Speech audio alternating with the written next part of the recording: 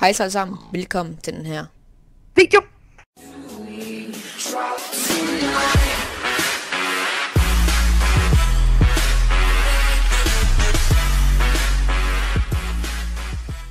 I dag sidder vi herinde på Daily Life.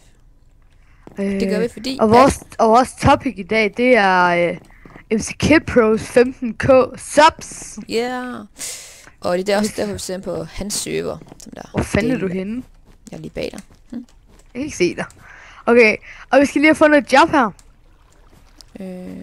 Jeg tænker, jeg vil være... Hvad skal vi være? Det ved ikke, hvor du er henne lige nu. Kan du ikke se mig? Nej. Prøv at gå ud af jobcenter. Jeg er helt i spawn nu. Nå, okay.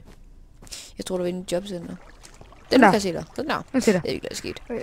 Men det er også derfor, vi ser på Daily Life, fordi at Mr. Kid Pro har lavet en video. Så omhandler 15k subs. Yes. Okay, jeg vil gerne prøve at være mekaniker. Hvad skal jeg? Nej, vi skal ud og klare nogle missioner. Ja, det skal vi. Ja. Jeg starter med at Jeg ved, hvor der er en her. Kom. Hvor er du henne? Jeg er ude ved spawn. Man kan kun se en, når man er i spawn, tror jeg. Ja. Okay, hvor går du hen? Bare kom herover. Ja. Så jeg ved, der er en herover. Skal vi finde personer? Er du med? Den er tunnel her. Så skal man hernede, og så skal man her. Og det var pretty hyggeligt at spille herinde. Ja. Og vi skal prøve at lave en video, og så kan vi med hans video, hvis han synes den er god. Så her med, du skal bare lige trykke. Ulovligt arbejde, der trykker vi. Så kan man finde du skal aflevere lidt kokain til Line. Ja, okay, så... Du har, og jeg har 120 gram kokain. Du kan godt det, der på serveren, er det ikke? Hvad? Ja, okay. Hvor ja. Yes. Kan du se mig? Ja. Kom. Jeg har 120 gram kokain på mig. Vi vil lave den her video, fordi ja, at jeg skal lige, jeg bliver lige forstyrret. Prøv lige 2 sekunder. Og det går mega fedt, hvis vi kunne komme med, fordi at, altså, vi har været stor fan lang tid, og det har jeg også. Altså, ja, vi elsker MC Kid Pro. Ved du godt, hvor Lisa er?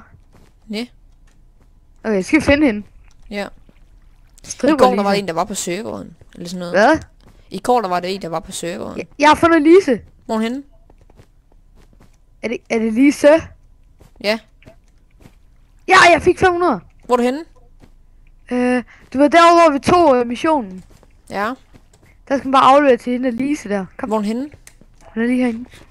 Inde i stripperbaren. Herinde. Så.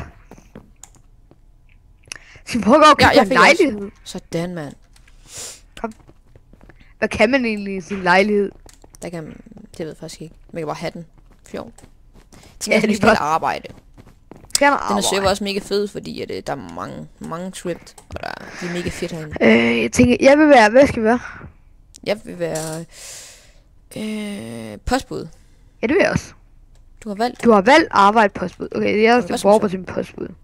Man gør det hver 30. minut. Så. Postbud. Postmenu. Mad. Okay. Og. Hov. Jeg kommer til at trykke ud af det. Hvad skal man gøre?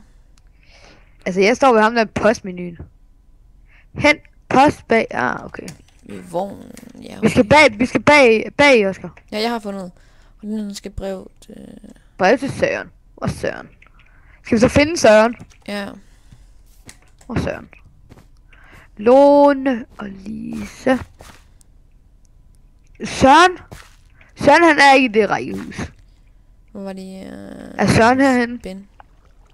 Søren og Lise. Søren var heller ikke der bor Søren, det er jo hus her.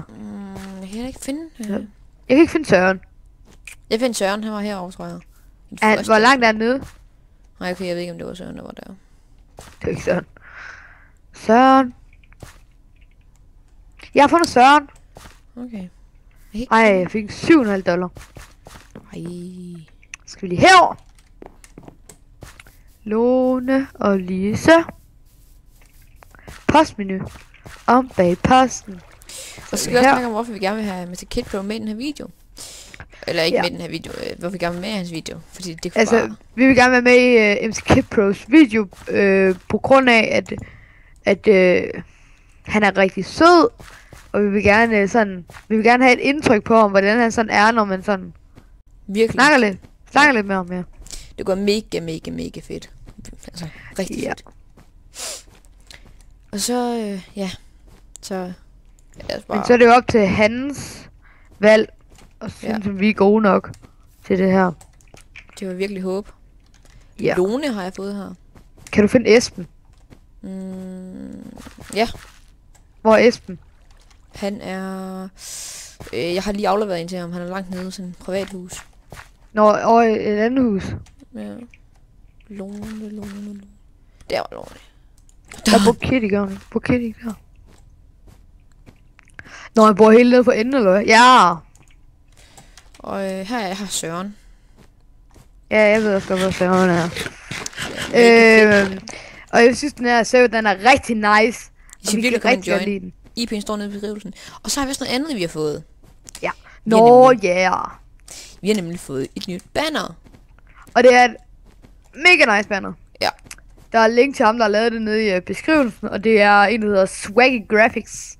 Ja. Så jeg går lige ind og smider et like til ham. Det kan være fedt, fordi han uploader også en video til os. Ja, måske gør han det. Det sagde han. Lad os håbe det. Det sagde han til os. Men han skulle lige have sin et eller andet op. Nu har jeg fået 2 breve til Lone. Hvad fanden køber Lone? Ja, sådan der. Og vi tænkte på, vi vil gerne lave en Q&A. Yes. Og det må gerne stille nogle spørgsmål til den Q&A, så. Ja. Lone skal have 3 breve nu. Jeg har fået Kasper nu. Kasper. Lad os se, hvor Kasper er henne. Altså, vi synes godt, at den her server, den kan godt have flere på. Fordi vi synes, den er rigtig nice. Ja. Så jeg forstår ikke helt, hvorfor der ikke er så mange på. Men, og så synes jeg også bare, det er fedt, at der ikke er så mange på, så det lægger ikke så meget. Ja. For eksempel på Freakyville, altså der lægger det rigtig meget. Der lægger det rigtig meget. Det er rigtig træls. Og MC Kid Pro, vi synes, du er mega nice. Ja. Vi vil rigtig gerne have snak med dig og komme med ind i dine videoer. Og så også tillykke med dine 15.000 subscribers. Ja, du er rigtig fortjent det, max. Fuldstændig, du vil tjene flere. Ja. Mange flere. Du laver rimelig godt indhold og fede topics og alt det der. Ja. Så det er nice. Nice. Jeg tænker, skal vi ikke klare flere missioner? Og så håber vi også, lyden er god, fordi vi har lige fået det til at du. Ja, det. Det håber vi. Jeg håber i hvert fald. Okay, Oscar, vi skal klare flere missioner. Yes. Lad os lige have det der brev afleveret. Jeg kan ikke engang finde mig, Kasper. Gå lige ind til parkourmester.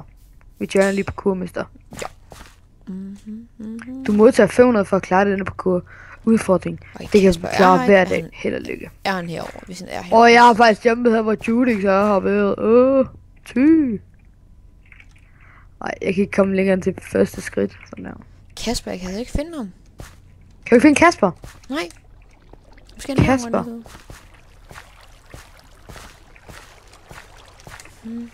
Bor han ikke over for Esben? Jeg ved ikke. Og der er også nogle Lukas herovre. Kan det være Kasper bor her? Gør han det? Det gør han. Selvfølgelig. Okay. Skal vi lige klare nogle flere missioner her? Ja, hvor tror du det er henne? Bare sådan rundt omkring. Hvor er du henne? Jeg kommer ud, jeg er på arbejde nu. Jeg går ud nu. Sådan der, jeg er spawn. Er du spawn? Ja. Okay, jeg lægger lige lidt nu. Bare nu. Bare skru dine frames ned. Ikke frames ned. Nej, trunk. Ja. Det var okay meget ned. Okay, den lægger det ikke mere. Kom her. Er det? Hey, på den der striderbar. Eller disco, mener jeg. Nå, kan man ikke tage den igen, den her? Disco? Hvad er det her? Hvad kan man her? Okay, det er bare, kan man købe her. Hvad er det her? Nej, det kan man heller ikke noget. Der er en, der hedder Kasper herinde. Er der det? Med C. Ja, med... Ja. Hvad kan han? Hvad kan ham her? Kasper. Kasper, han kan ikke gøre noget. Han er noget, man skal aflevere til, tror jeg. Okay. Hvad ham der står på den der Ham der, det er bare en Deadpool. På sjov. Lise. Der vil være noget mere herinde, baby. Ja, det tror jeg så. Jeg prøver lige at gå herhen. Det var her en Kasper, ja. Hov, togstation. Hvad kan man her? Hvor meget koster en lejlighed, Mon? Jeg ved ikke. Det kigger jeg lige. Hvad er det her? Der er nogle hjemløse. Man kan når jeg er hjemløs. Kan man godt tage de missioner? Jeg ved ikke, om man skal. Det kan jeg ikke. Martin er her. Men det er en, man skal aflevere noget til, tror jeg. Hov. Og ja. Yes. Det er derfor, vi gerne vil købe i dag, så vi har noget at snakke om. Det kunne være fucking fedt, hvis at vi kunne komme i kontakt med MC Kid Pro. Ja, Pro. Det koster 75 kroner om dagen. Gør det? Så vi bare købe en. Og der er Yeezy, Oscar. Ja der. Ja, der er Yeezy. Oh, nice. Det står derinde, Yeezy. Man køber på Yeezy. Det er fedt nok. Okay, jeg køber lige en lejlighed. Velkommen. Så, har jeg købt en lejlighed. Hvad kan man gøre derinde? Din lejlighed. Wow, det er fedt. Hvad kan man gøre? Der er alt muligt. Der er interchest, og så er der også en tv og sådan noget. Det er mega fedt herovre. Så lidt, jeg tror, jeg har fundet noget. Hænge noget op. Ej, det er fedt. Her, jeg har ikke fundet noget. Ja, det gør jeg ikke. Og man kan heller ikke... Man kan ikke... Nej, okay. Kan man godt jo, jeg har fundet Frederik. Har du? Frederik, man kan ikke gøre noget med Frederik. Okay. Frederik, han er lonely. I'm wasting. Der bare det. Er nogen heroppe måske? Hvad er det her for noget? Kan man ikke gøre noget med de her hjemløse her?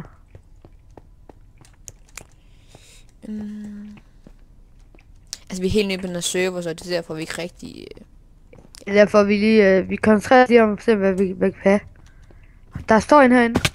Hvad med det? Gå lige over på her. Midlertidigt lukket. Nå. Jeg kan heller ikke komme Det var her. det Sørens. Jeg tror ikke, der er mere. Sådan. Der må være noget. Ja. Men hvor? Okay, det finder vi bagefter. Jeg kan lige bare arbejde, for vi kan se nogle monies. Arbejde. Så det gør jeg lige. Så leder jeg efter nogen imens. Ja. Hvad er det her til? Det er Søren. Simpelthen til Søren. Der er en masse folk, der går herind. Hvad er det? Jeg tror godt, jeg kan huske, hvor Søren bor. Yes, nu regner det. Søren? Yes, nu regner det ikke mere. Det er mega fedt. Hvor kan jeg ret lidt, der boede her? Heroppe. Er der mission her? Jeg tror også, det var det her, han boede. Nej, så var det herovre. Nogen der. Nogen der. Hov. Nogen der kender nogle missioner.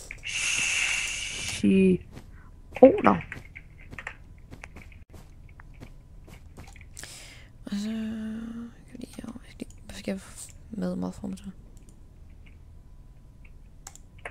Vi får ikke noget mad her. Ja.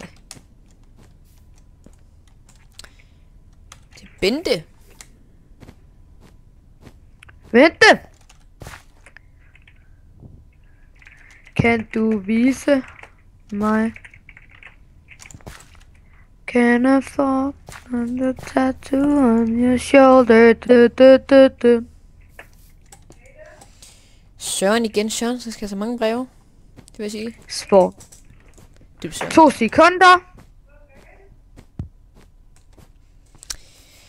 Så jeg ved ikke rigtig, hvad mere jeg skal snakke om her i den her video. Ja. Så. I'm back. Nice. Ja. Jeg tror, at Mads han kan vise mig en. Ja, ja, ja, ja. Vi er på et sted, jeg aldrig har været før. Der er sådan en pil. Ja, Asger. Okay, er du frisk og klar på en mission? En lille opgave, du kan stjæle noget inde i diskoteks personalerum. Yes. Okay, hvor er den henne af? Mikkel. Jeg skal prøve at se, om det virker. Ja, jeg viser dig bare bagefter, okay? Kom, ja.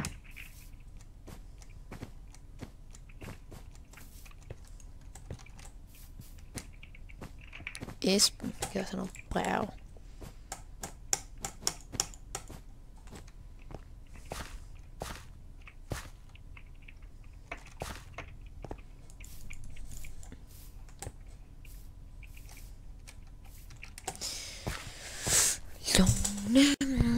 Okay, hvis du prøver at komme til spawn, så kan jeg lige vise dig det.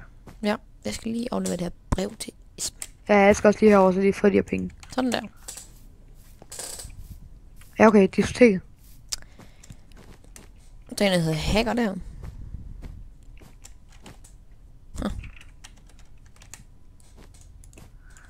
Og det er også mega fedt, at der står sådan en postpude, hvad man er. Foran i, som jeg skriver. Det er mega fedt. Ja, jeg klarer den. Born her. Og vi har begge to et headset. Yes. Og vi køber måske sådan en studiemikrofon. Ja. Det er mega fedt. En mere. Okay, vil du følge med mig? Så kan vi gå sammen. En mere. Hvor er du henne? Okay, kom bag ved... Den har jeg klaret.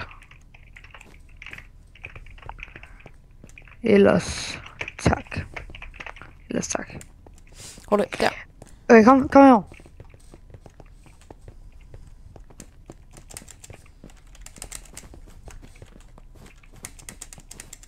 Så går der over den her trappe her. Ja.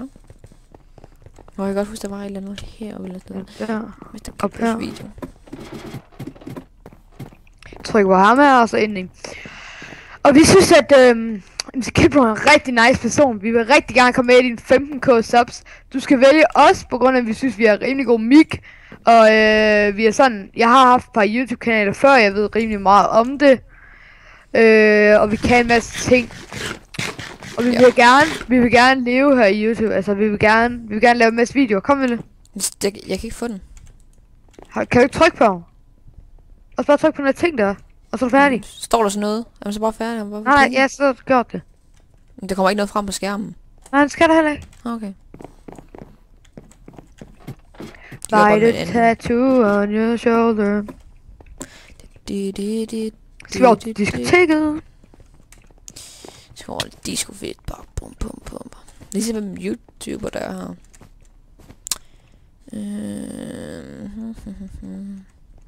Så der. Judix. De har jo også Judix server, eller mest Kipro, men Judix er jo medejer. Han er medejer, ja. Så. Han er sikkert også med til meget af det. Det ved jeg ikke. Men og skal komme ind. Det ser. Hvor er du henne? Når jeg tror, du er henne. Hvor er du henne? Diskoteket. Diskoteket. Selvfølgelig. Så går du ind og den der her.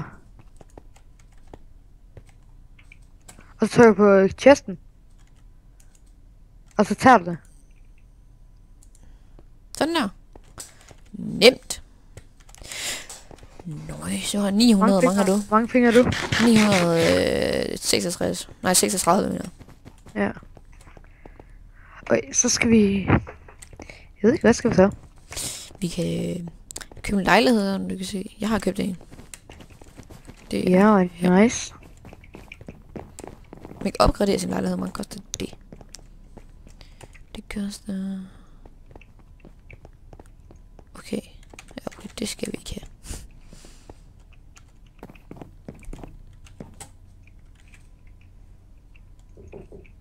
Ja, 2 sekunder, jeg bliver lige forstyrret igen.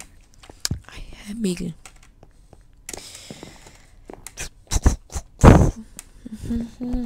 Så der er lige mikken lidt for tæt på. Sådan der. Yes. Jeg tror lige, jeg går på arbejde. Genomonitors.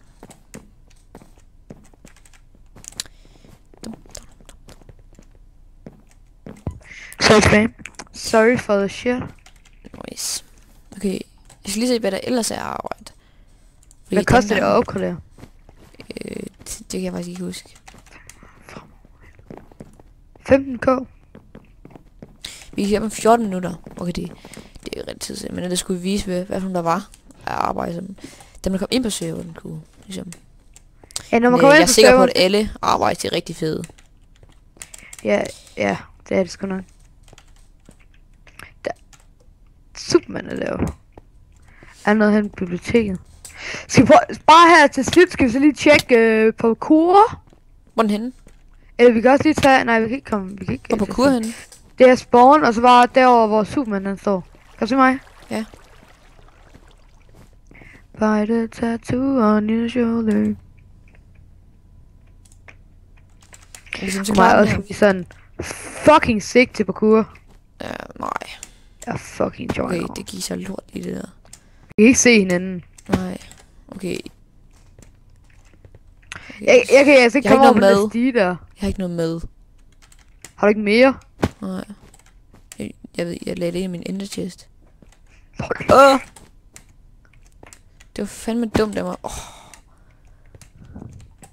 Jeg kan ikke komme derover. Fuck.